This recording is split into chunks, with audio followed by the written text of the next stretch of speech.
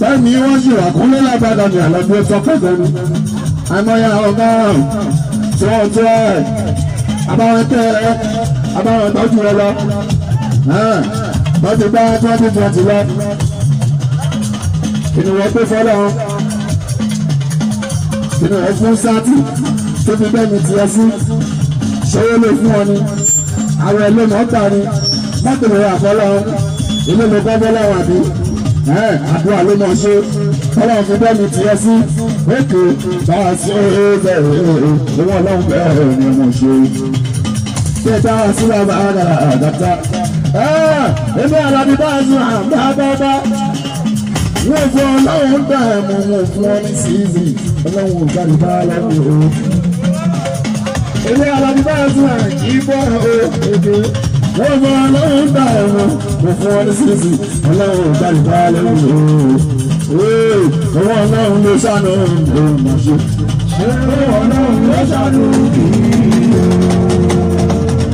ó ṣe ọlọ́run bàbá ó ṣe.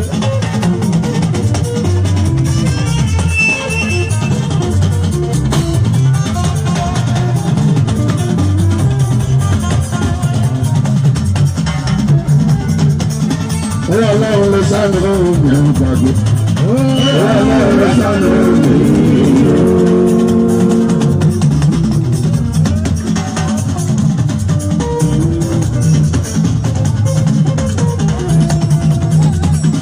Ọlọ́run ló ṣàánú mi gbàgbọ́. Ọlọ́run ló ṣàánú mi. Happy birthday to Jesus Christ. Báńsì àti ẹ̀kọ́ ní Nàìjíríà o. Àwọn àdúgbò ẹ̀ tọ́lọ́run sátó lóde jẹ́ mi tí wá sí. Ní tí 2020 ìṣẹ̀lẹ̀ tó. Nínú ẹ̀. Èmi rí pé èmi ṣe òkun lè bá a fún money making machine.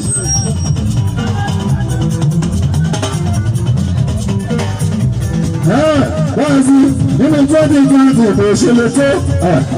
Ọmọ mi tó bí ní èvì l'Amẹ́ríkà. Ẹ̀yin ẹgbẹ́ bàbá ní fi èyí ló ń gbé.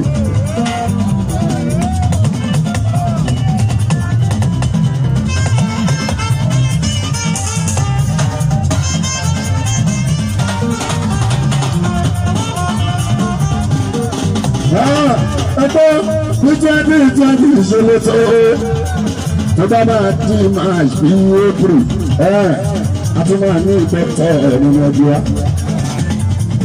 Àlẹ́ Chicago ó máa ní ìpẹ́tọ̀ Paso Paso ilẹ̀ ẹ̀jẹ̀ tí.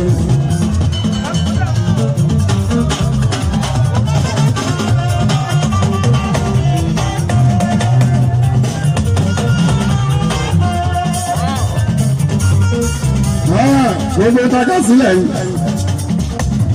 Ẹgbọ́ kì í ṣe méjì tó gbé Paso, kì í ṣe méjì ní sẹ́yìn alóòye rà. Kì í ṣe méjì tẹ́lẹ̀ rí pọ́ọ̀pù Paso, kì í ṣe méjì ní Gabon rà. Kì í ṣe méjì Gambia àdúgbò Paso. Méjì l'Amẹ́ríkà là ń sọ. Méjì l'Amẹ́ríkà là ń sọ.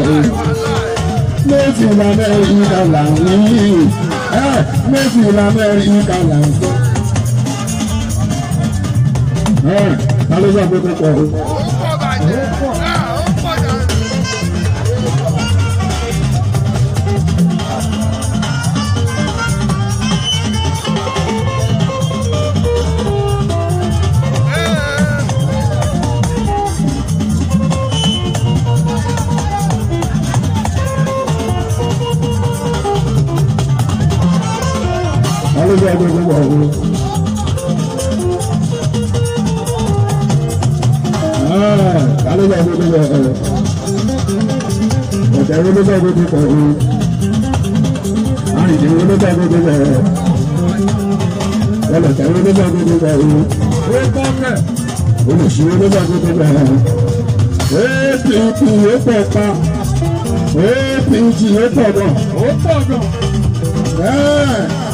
méjì lamẹ́ríkà là ń sọ iṣẹ́ méjì nàìjíríà bá so.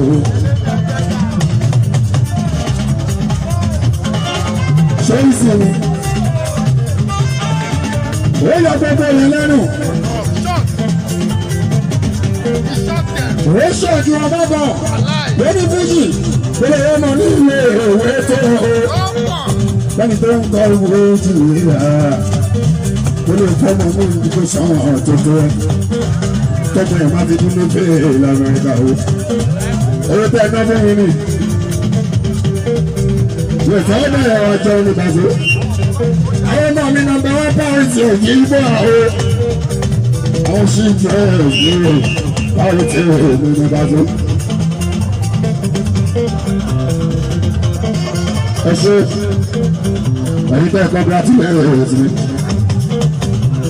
ẹ̀yin pírọ́kà àtẹ̀ṣe àtẹ̀yìntẹ̀rì fòòṣe ẹ̀yin tó rí Facebook ẹ̀ṣẹ̀ ẹ̀yin tó rí Twitter yẹn ṣe kàn ó ẹ̀yin tó rí Instagram níra ẹ̀yin fòòṣe ẹ̀yin mídíà mẹ́rin ní pàṣẹ àwọn ṣe ọlọ́mọ kánlá ọ̀gá alábọ̀ ti fi kọ̀ ìrìnàṣẹ́ wọn àìdí náà gbé pàṣẹ kẹ́ni gbé pàṣẹ ẹ̀ṣẹ́ èsì kẹ́ ọ̀gá ńlá ẹ̀ṣẹ́ àdúgbò gbogbo ẹ̀yin tẹ́lẹ̀ post kọ́mọ mi bí mi ò lè lánàá ẹ̀ṣẹ́ nípa àṣẹ ìjọba àgbàtà gbogbo. Ó dúpẹ́ tí mo rí àmì kọ́rọ̀. Ọ̀rọ̀ ló sọ òkúrọ́. Máa fún.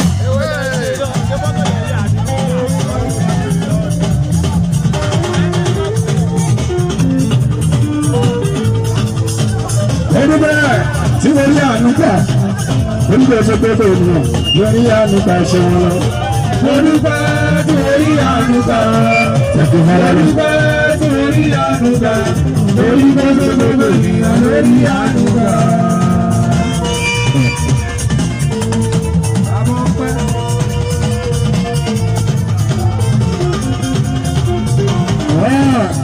Ilé ìwé báyà bá ṣe, àánú mi tí bọ́lá.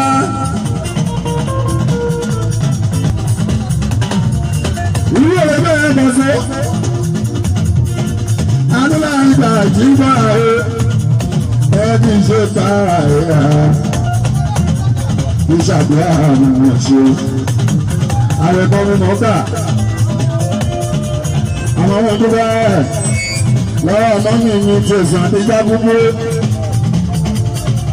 onígbà náà ọ̀gá àti èèyàn tẹ́tẹ́ láàrú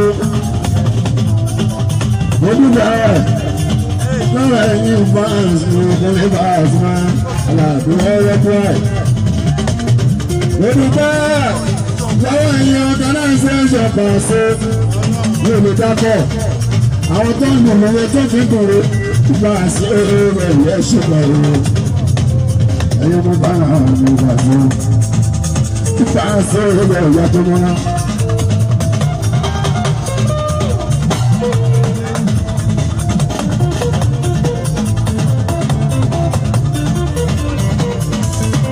Èyí pé mo ní lẹ́yìn ọkọ̀ mi bá lẹ fàlùjọ oríṣiríṣi wà. Èyí pé mo ní lẹ́yìn mo mọ̀ bá wọn níbi báwọn onífèrè àwọn oníkíbọ̀dù wọn ṣe bá ṣe. Èyí pé mo ní lẹ́yìn mo mọ̀ bá wọn lè bè ní gbẹ́jú òhò. Èyí pé mo ní lẹ́yìn àwọn olóògùn ní náà oṣù. Àwọn ní sáàkárà ìdílé máa. Àwọn olóògùn lè kọ́ àwọn ń yá.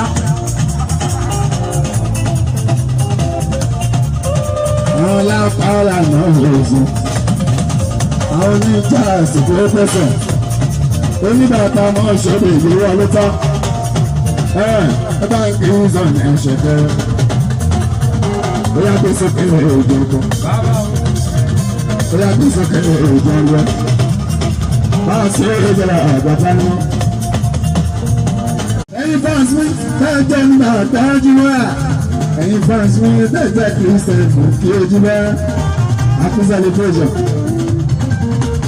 Gbogbo àdàmọ́ lọ́dún ẹni ọdún bá ti bára ẹ̀ ó bá jẹ́ mùsùlùmí ó bá jẹ́ onígbàgbọ́ ó bá jẹ́ Christian ọdún bá ti bá ẹ láyé ọmọ ọlọ́dún ní gbogbo wa àmọ́ kan nìkan jẹ́ nìkan lọ́wọ́ làbágà bá a sí. Níbo tó sọ pé ẹ̀yin ọ̀rẹ́ mi tẹ́ ẹ jẹ́ Christian kì í bọ́ àwọ̀ ẹ̀yin fans mi tẹ́ ẹ jẹ́ onígbàgbọ́ ògbàso ẹ̀yin kí ẹ sọ̀rọ̀ mi. Happy celebration fans o.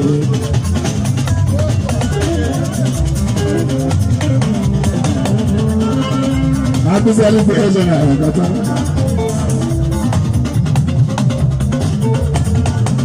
Happy celebration fans o. Fans o àràkàtà ṣẹlẹ̀ wọn. A ò lè rí Jésù Kristi mọ̀ o. Tá a bá rí bọ́ọ̀kì ní ìkan tó jẹ́ nígbàgbọ́. Ó sọ pé òun lè di Jésù Kristi. Ó dáre wá ta. Tá a bá rí fans nìkan. Ó sọ pé tó bá dé lọ́la. Òun lè di Jésù Kristi. Ó dáre wá sọ náà. A ò lè rí Jésù Kristi máa ń júbà o. A ò lè rí anábì náà nínú ìgbàsó. Sáńgá lọ́yọ̀ sáà. Fans o àgbàtà jẹ́ gbogbo wa. Ọmọ ẹ̀ àlàfẹ́ àlàfẹ́ ní ẹ̀rọ. Ìjọba àti ọkọ̀ ọmọ ẹ̀fẹ́ àlàfẹ́ happy celebrations. Wọ́n ní gbogbo yín lọ́dún ní 25th of December year 2020. Mo máa ní gbogbo yín lọ́dún tó ń bọ̀ ní 25 December 2021. Ó ṣàmì àṣẹ o. Ṣé wù ló ṣàdúrà o? Ó ṣàmì àṣẹ o. Kéde ẹ̀wọ̀n ẹ̀kọ́ má ṣàmì àwọn tó ṣàmì ni máa rí ìwé tó ṣàmì yẹn December 25, 2021 àjọba ìyá wa happy Christmas fans o.